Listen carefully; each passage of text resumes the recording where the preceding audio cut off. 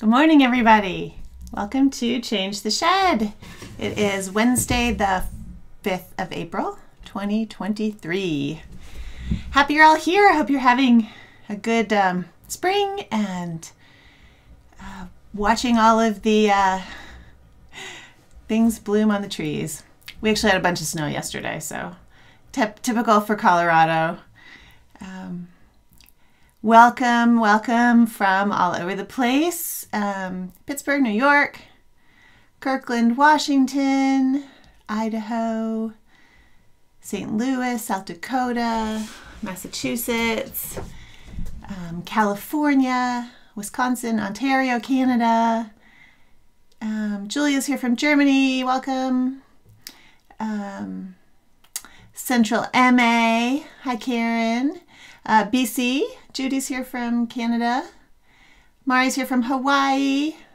Glad you're getting some rain down there, Mari. Pennsylvania. Elaine's here from right down the road from me. So I'm in Fort Collins, Colorado, if you didn't know that. It's in the Front Range of Colorado, which is that strip of towns along I-25, and I'm just north of Denver, about an hour. So I'm actually just south of the Wyoming state line, which means sometimes I get to go play in Wyoming, even though I get to live in Colorado in the mountains. Wyoming has some nice mountains too. Cool. So today, let's see. Oh, do I have any announcements? I'll be back in a couple weeks. And if you want to join the Fixing Your Sheds class, that is in, I think it starts in about 3 weeks. It's an online class that includes some live back and forth and 2 live sessions on Zoom. They're both on Saturdays, but they're also both recorded. So I'll put the link below this video and on the Change the Shed page on my website. So if you're interested, you can join. It's a $49 class that will help you figure out how to fix your sheds. So that thing that you're doing when you're weaving and you're like, oh, it's in the same shed again.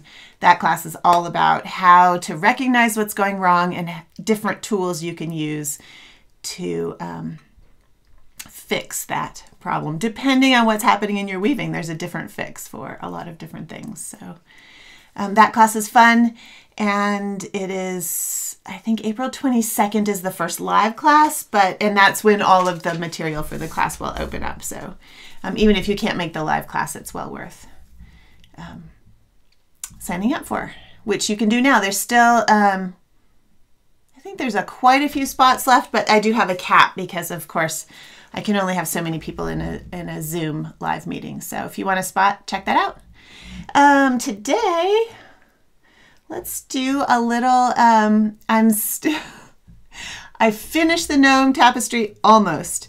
I'm going to take it off the loom today, and you can see how you do that on a Fringeless four-selvedge warp. And then I have some finishing things. I've been working on that. If you follow my Instagram, which is Rebecca Mezoff Tapestry, you'll see that I've been doing some finishing work on small pieces on the couch in the evening.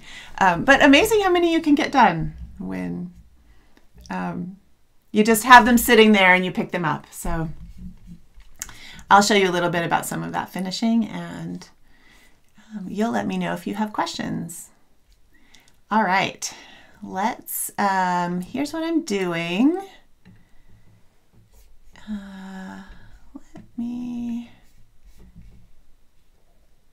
Let's do this.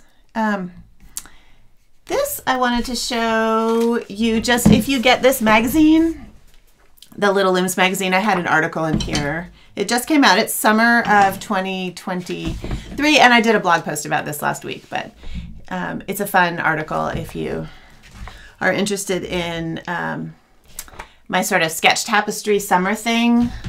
If you, my retreat I'm doing about sketch tapestry is full this summer, but I do a class called Summer of Tapestry online, which will start in the very end of May. It's mostly in June this year.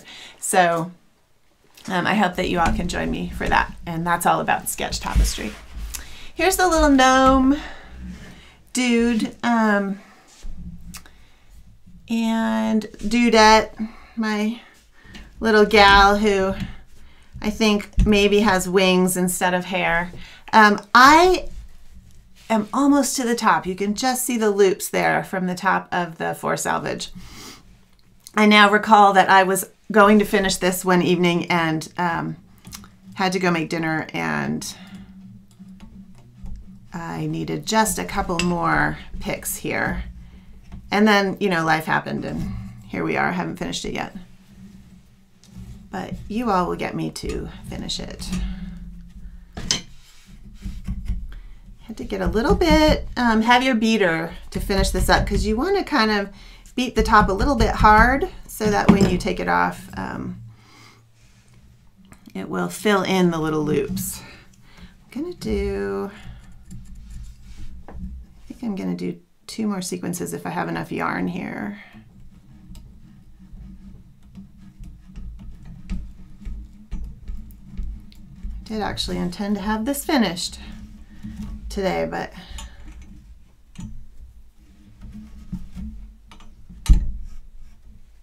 sometimes life gets a little weird. All right. Yeah, I think I can do one more. This one's getting a little short over here.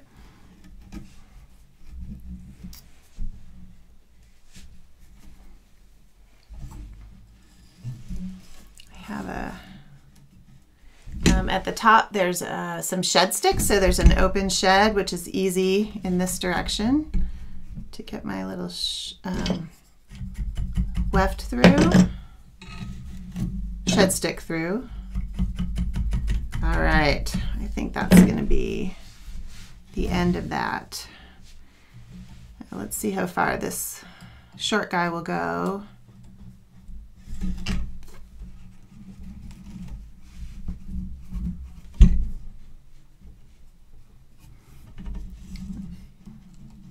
Let's put this all the way across.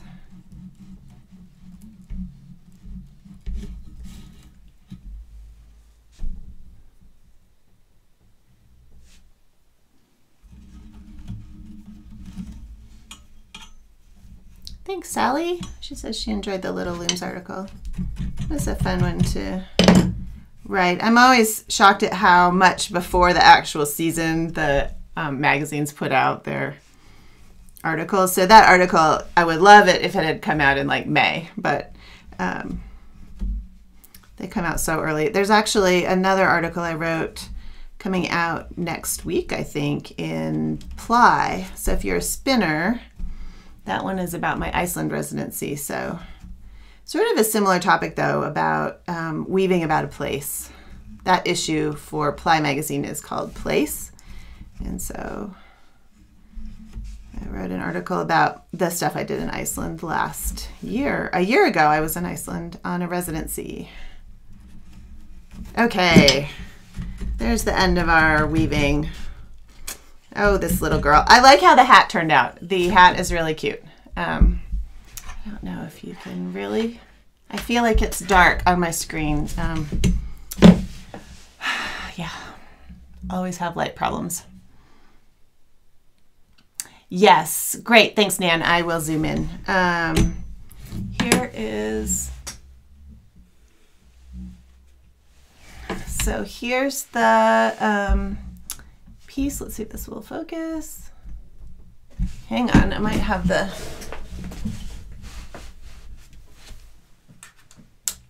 sorry about that. Probably wasn't in focus at all the whole time. Here's the top of the Fringeless loops right there. This is supplemental warp and this is the tapestry warp. So what I have to do next is actually put a piece of the same weft across to lock in all of those loops. And so we'll use a little needle.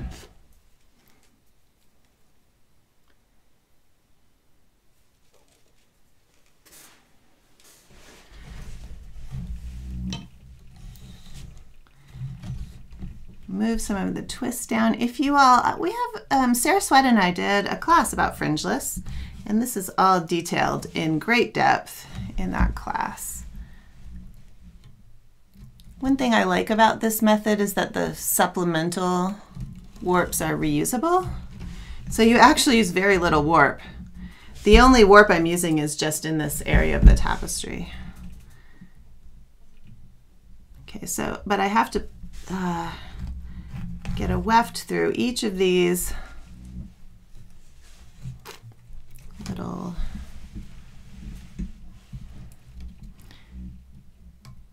I don't think it's super critical. I'm untwisting the warps. They get twisted inside. I don't think it's super critical, but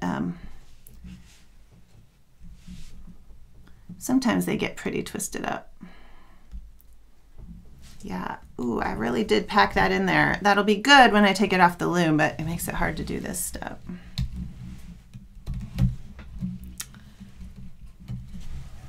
Sorry, y'all. All you want to see is my arm there.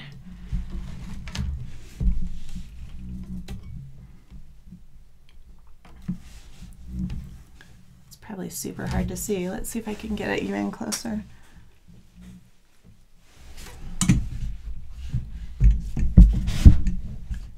There, maybe that's better. So just grabbing the twist at the top of these supplementals and bringing the twist down. There's, of course, videos about all of these in the Fringeless class. Sarah Sweat teaches that class, and she's amazing and so much fun.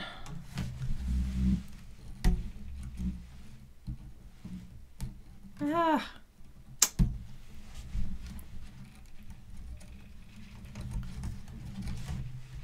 It's always a suboptimal angle when you've got a camera set up. Okay.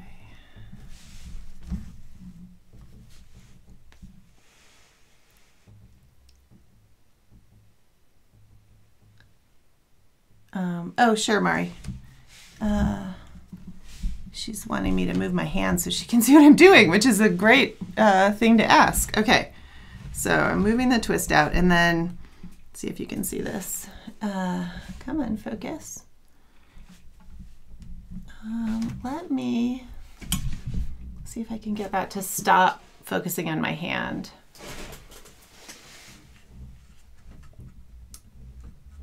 Okay. Great. Sorry, the camera's going to shake for a second. Okay, so I just did, you also don't want to skip. Just did that one, so I'm doing this one. So here, you can see I've pulled it down so there's the top of that loop. And then I'm putting my needle through there. Next one.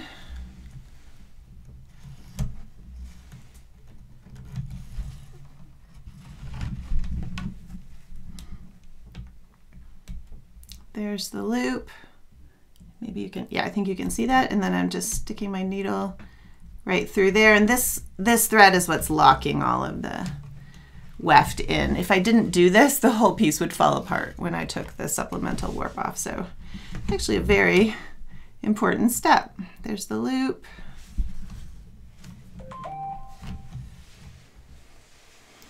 Sorry about that. I was totally sure I'd turn that notifications off.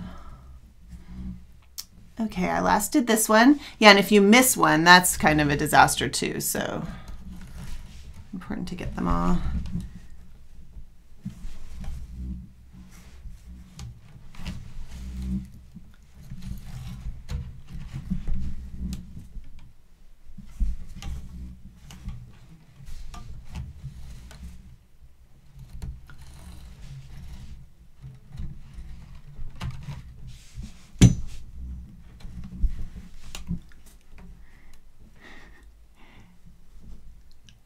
Yeah, I think you can kind of actually see that. Cool. Rama asked if the technique can be, Fringeless technique can use to make holes in a tapestry. that seems like a creative idea. I can't think of a way you would use this to do that. You can do it on any regular warp, and I'm not sure this is really any different. So yeah, at this point, I can't think of any application that I can't think how that would work, but I also might not understand exactly what you're thinking there. Sorry,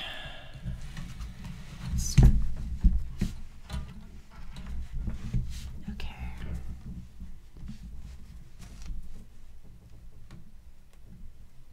It's a little bit tedious. Hopefully it'll be fun to see it come off though.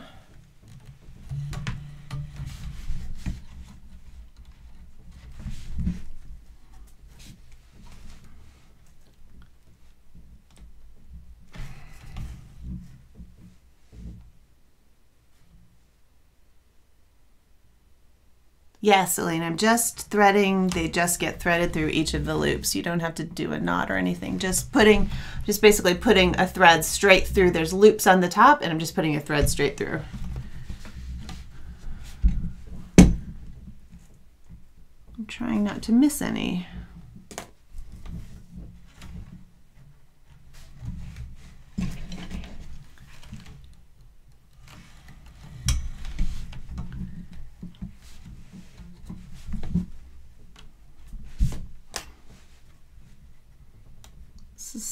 Potentially less interesting now than actual weaving, but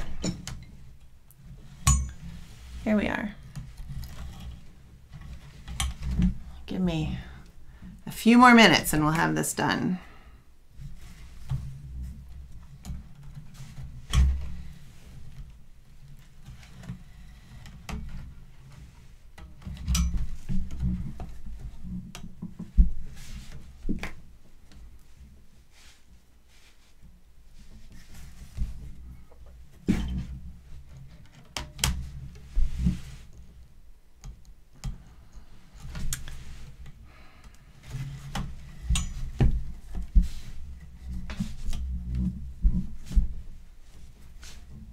There's the loop.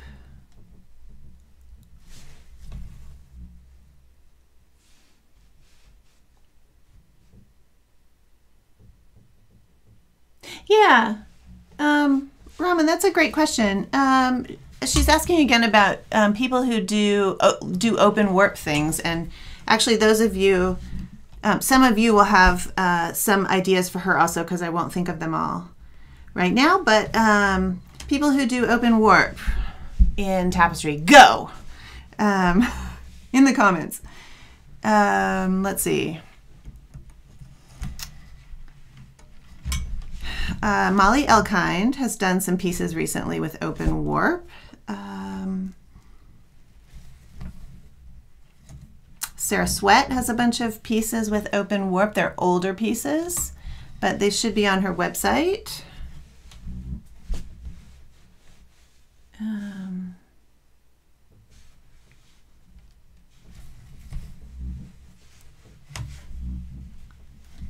going to check because Nan thinks I missed one, and you have to take it out if you miss one, so I'm going to check right now.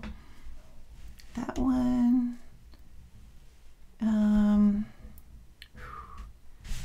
Yeah, because that is a big problem if you miss one. I think I got them all. But it actually probably really smart to check as you go along.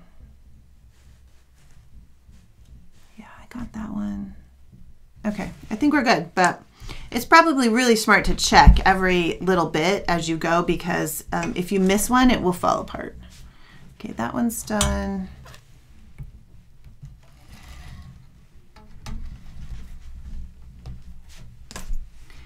Who else does open warps? My brain came up with Molly Elkind, Sarah Sweat. Anybody else? I know that you're on a delay from what I am saying, so. some of you will know.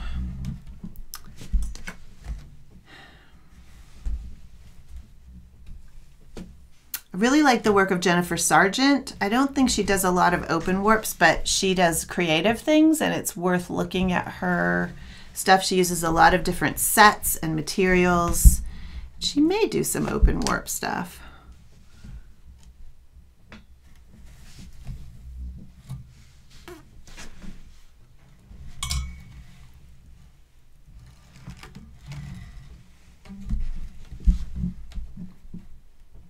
I'll probably think of 10 more artists after I finish this.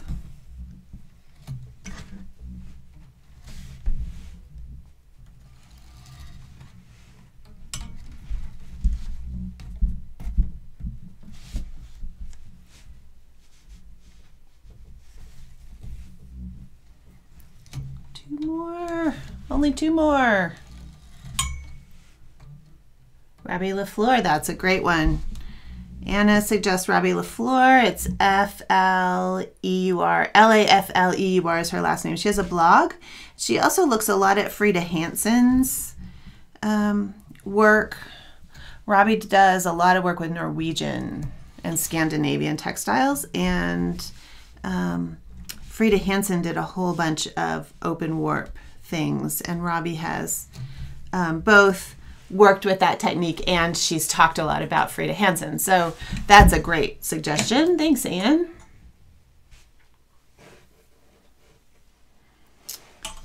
Okay, so we've got all of this. Let me just check one more time because, gosh golly, you've watched this poor gnome for way too many weeks for it to fall apart when I take it off. And for it to fall apart on camera would be vastly embarrassing. Okay, I got that one.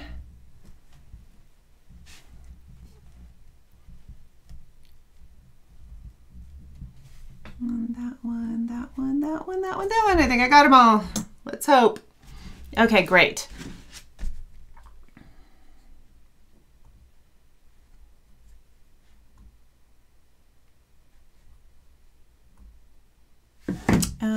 Yeah, it's also possible that I misunderstood. Oh, holes in the tapestry where there are no warp. Ah, yes, Judy is helping me understand also what you're asking. Yeah, I was talking about people who just left the warp uncovered. I'm gonna have to make this focus again. I was talking about people who say they would weave, you know, they'd weave something and leave a bunch of warp open that you could still see the warp. But you can also make holes in the middle for sure.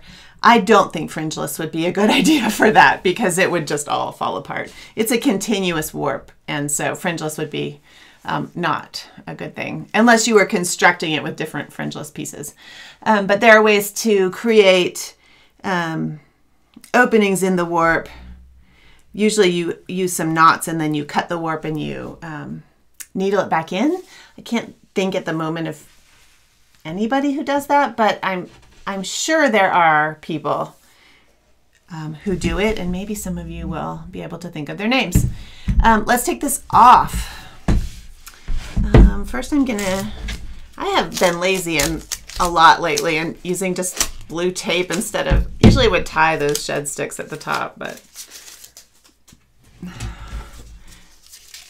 feel like it's perhaps a waste of tape, but it does work well.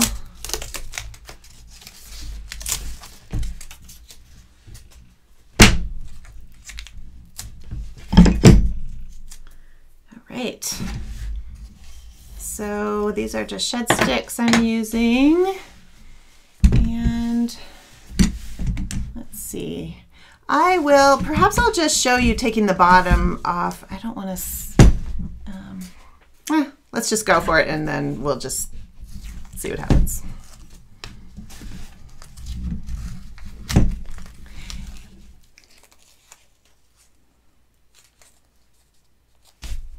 Oh, Leslie Black. There's a good thing to look at. Leslie's saying, look at Connie Lippert. She does wedge weave. She has holes in a lot of her tapestries because she's making slits. So that's a way to make a hole. But it's always a vertical hole along the warp. Connie Lippert's look different because she's doing wedge weave. And she's just leaving a slit is how she gets those holes. But they're beautiful, and that's actually an idea that might serve you well, depending on what you want to do. So I'm pulling off the bottom. Let's get this closer again. So here's the bottom of the little loom, and you can see here there are loops. Those are the tapestry warps, the little white parts. And I am just pulling off the supplemental warp. There are 2 supplemental warps in Fringeless. And then I use these again, so I will wrap it on a bobbin.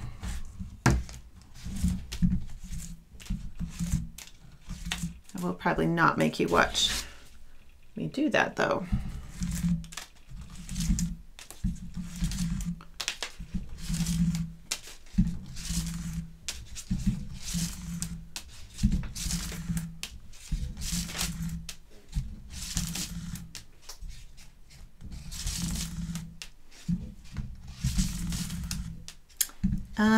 Nan asked if you could put a separate fringeless on the same loom and weave it after the first one.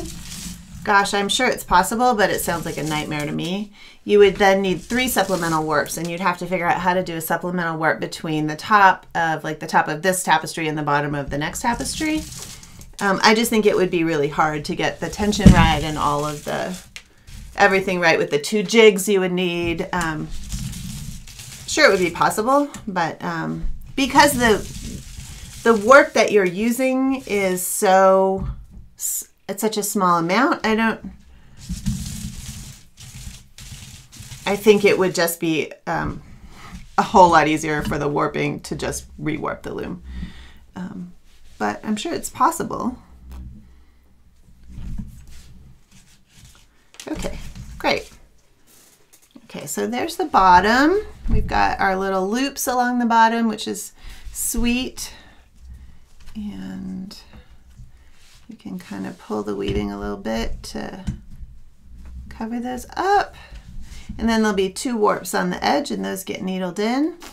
And then the top, let's see, it would be fun to get this all the way off, wouldn't it?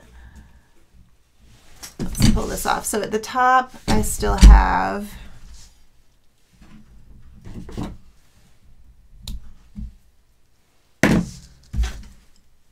so the supplemental warp I'm using is fly line backing. This is something that Sarah Sweat taught me about. And see, this is where if I screwed it up, you'll know, because it will. Maybe I check each one again before I did check it twice already. The fly line backing is a woven cord instead of, it's for fly fishing, and it's woven instead of, the yarns we use are twisted. They're construction, so the woven cord doesn't get all screwed up. You know how when you add more twist to a yarn, it gets all weird? That doesn't happen with the fly line backing, which is really nice. So then I tend to use like these big kind of bobbins to wind, especially the larger amounts. The smaller amounts I put on a small bobbin, but this fly line backing I will use over and over again. It's super tough. It'll go on and on and on. It's just that you end up with knots in it, and so you have to deal with those knots.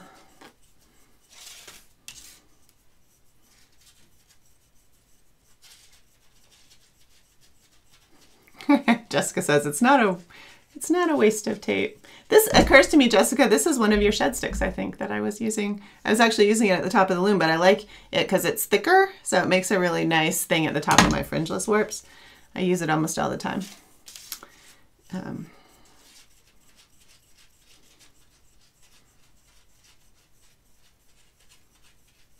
Yeah, I think Connie Lippert's a great idea then to look at if you're thinking about large slits. Connie Lippert has some really beautiful examples of that. And you might look at Fiona Hutchison's work in the UK. She does lots of sort of strip tapestries. It's hard to describe what she does, but Fiona Hutchison she has a website, and I would highly recommend her if you're thinking about that sort of vertical opening, just to get an idea of how you could really push that. Marina, I don't have the jig right here, unfortunately. I just used a PVC jig, which I made out of 1/4 inch PVC pipe, and it's the one I show you how to make in the Fringeless class. It's really simple. All you need is a PVC snip and a couple of T pieces.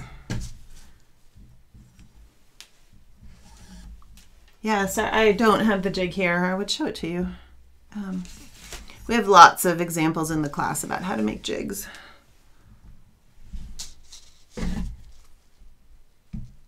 So the knots, of course, I can't pull through, so that's why I keep cutting this and then winding. I'm afraid if I don't wind this as I go,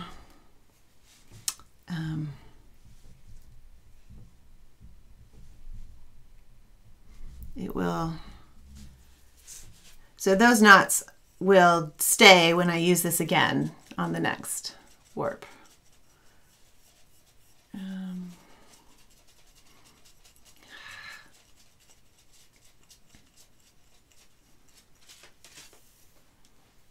Oh, that's cool. Jessica says Jessica has a shop called Weaving Rainbow, and which is what her name is here on the YouTube comments.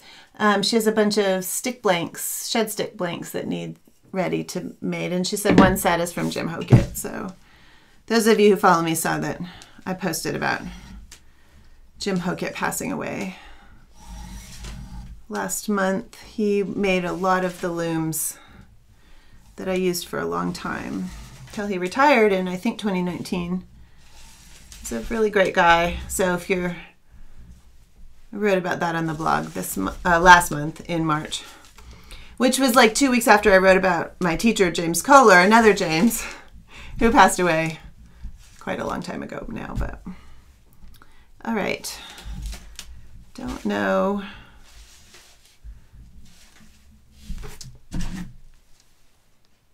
I might have to save the finishing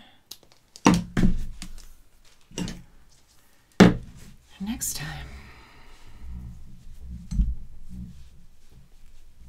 This little guy was woven with array, and it was a holiday project, so nice to get it done in April. Goes with the other little gnome that y'all saw me weave, this guy. There's the two of them. They're kind of cute.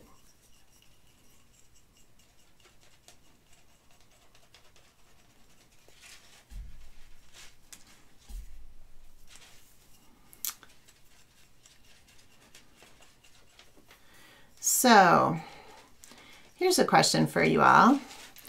What would you like to see this spring on Change the Shed? Had a lot of questions about finishing, so I might do a little bit of that. Most of the finishing information's in the online classes, but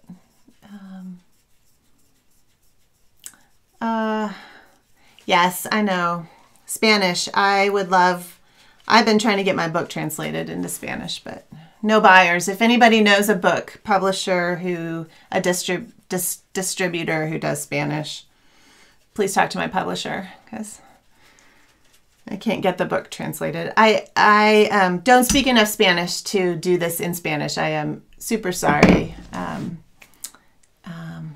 My Spanish, I work on it, but it's not something that I would even come close to being able to do. Maybe one day I'll have a class translated into Spanish.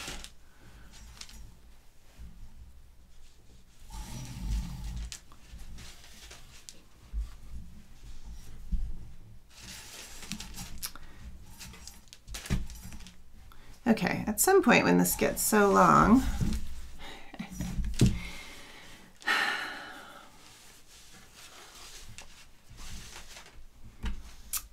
you can go from the other end. It's starting to get a little bit of a mess happening. You can cut the next knot and unravel it from the other side.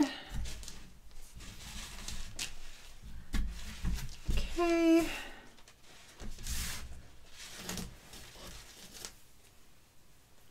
right. I'll see if I can not get those all tangled and I'll wind them up later.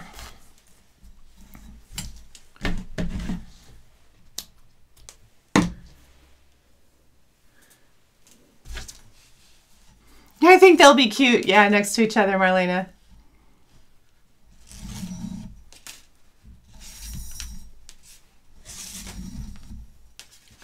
Ah, Julie wants to see wedge weave. We could play with wedge weave. I don't know a ton about wedge weave, and it's not something that I'll probably, I can't say I'd never teach a class on it. I'd have to learn a lot more. I might have to go study with Connie Lippert for a while. Or,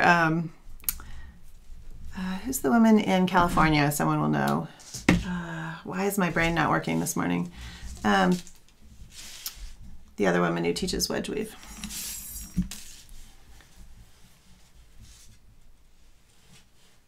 She also would be a good person to study with. But it would be fun to just play with it in a small format tapestry. So that's a great suggestion, Julia. I should write these down.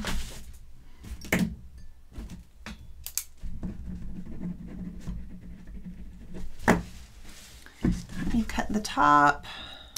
I'll get this off.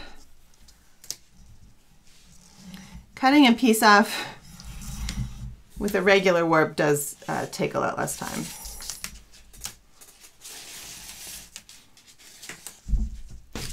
Okay.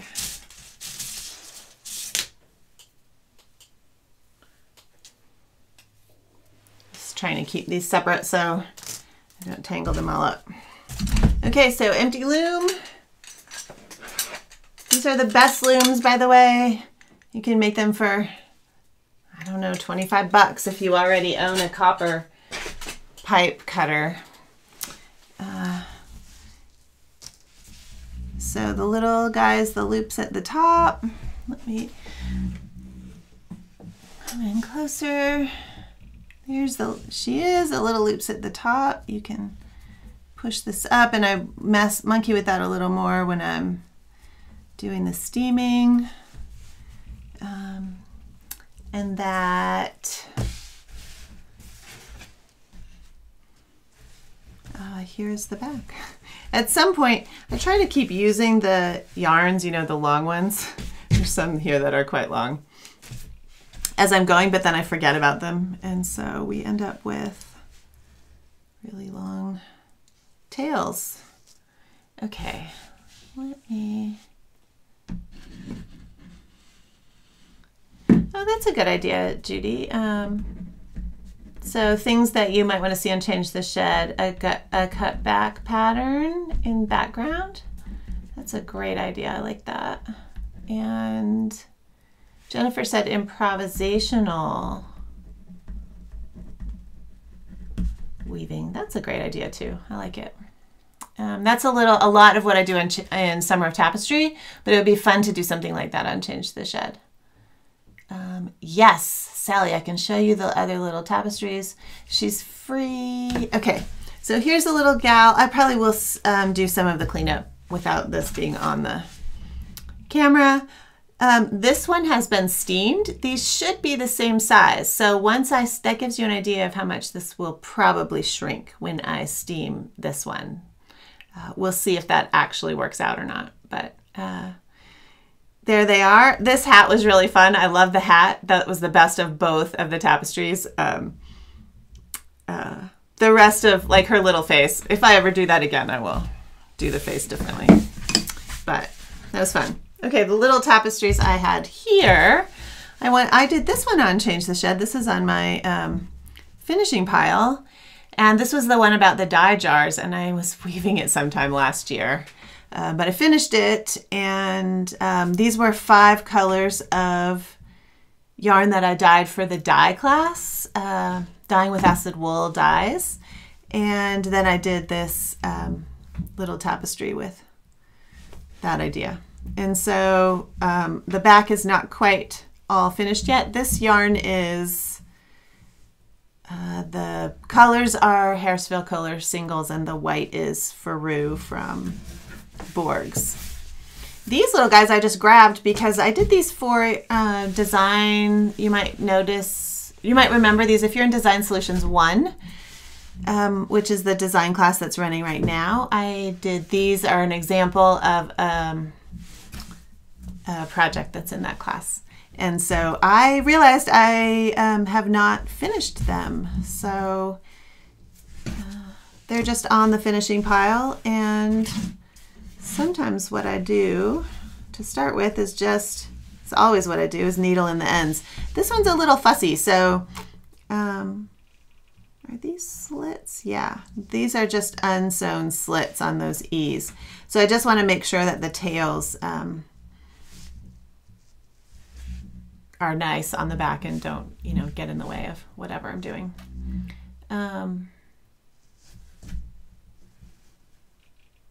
Oh yeah, Julia, that is a goal, to work on the, I'll write that one down too. I'm working on some things for my big tapestry loom. I don't have a piece on that loom right now, but I am doing some dyeing of yarn for the next piece there, so that would be fun. I'm having some trouble with the loom in terms of my sheds, so the other thing I've been fussing with is trying to get the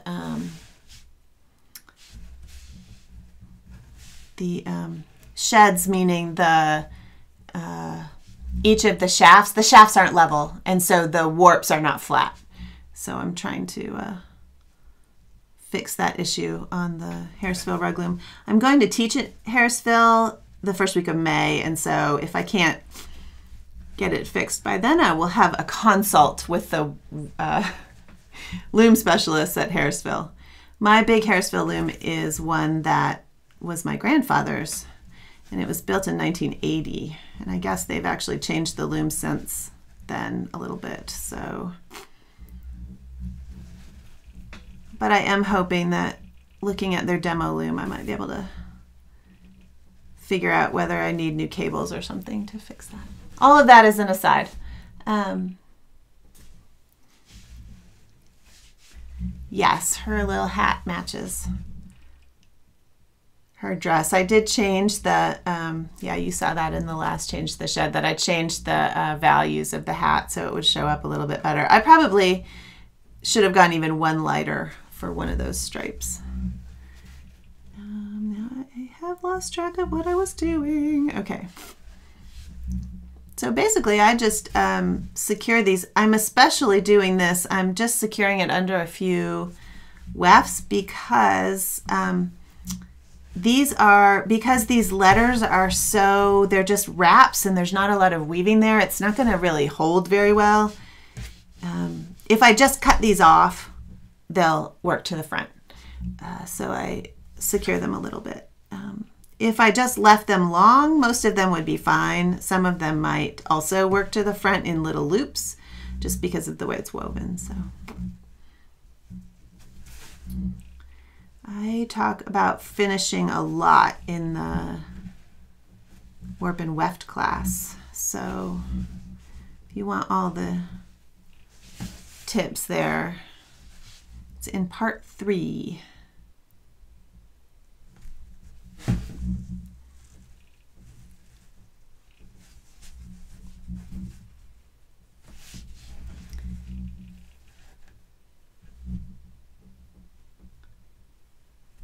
Yeah, Mari, thank you. We're talking about the loom again.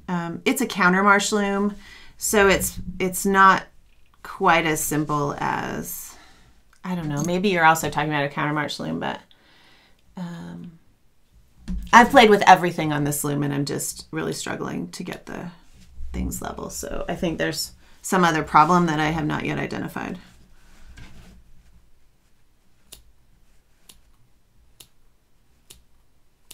Then I just cut those off. And there's my little E.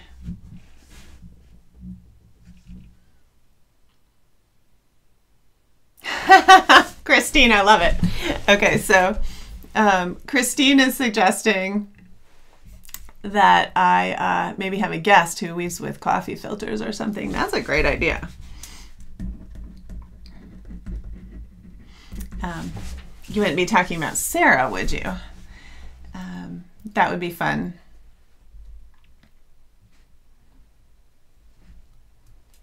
Yeah, that is true. We're Rama's talking about my book and talking about weaving not being like painting. So that's always an interesting conversation, is how do we work to the medium instead of just trying to replicate whatever we've designed in Tapestry. How can you make what you're designing work with the actual medium we're weaving in? So it's an important question. I think Sylvia Hayden has a lot to say about that. And she has a new book called Movement in Tapestry. I highly recommend it. I've put links to that in Change the Shed before.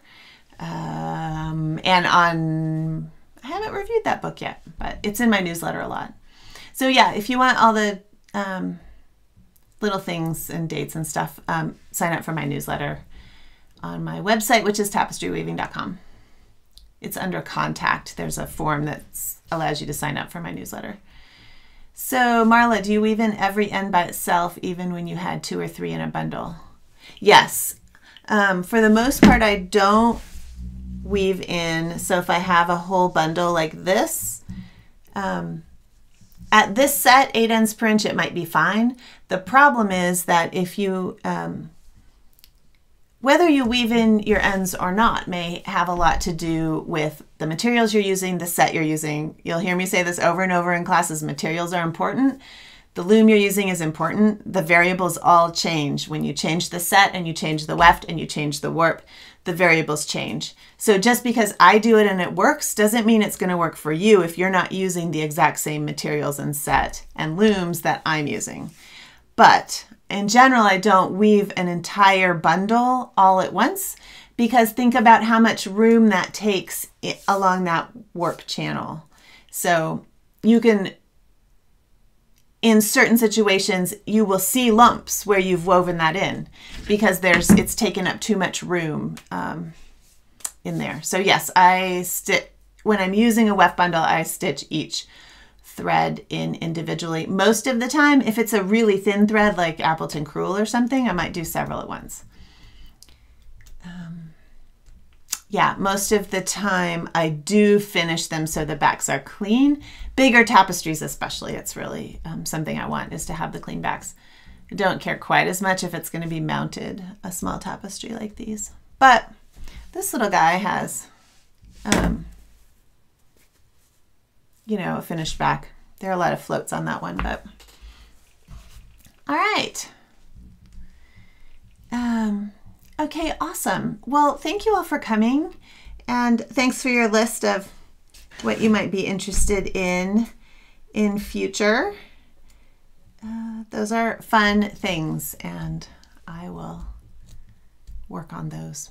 I'll be back in a couple weeks. I can't remember the exact date, and of course I didn't look it up. I think it's 2 weeks from today, and there will be a upcoming thing on YouTube. So awesome. Thanks all. Thanks everybody.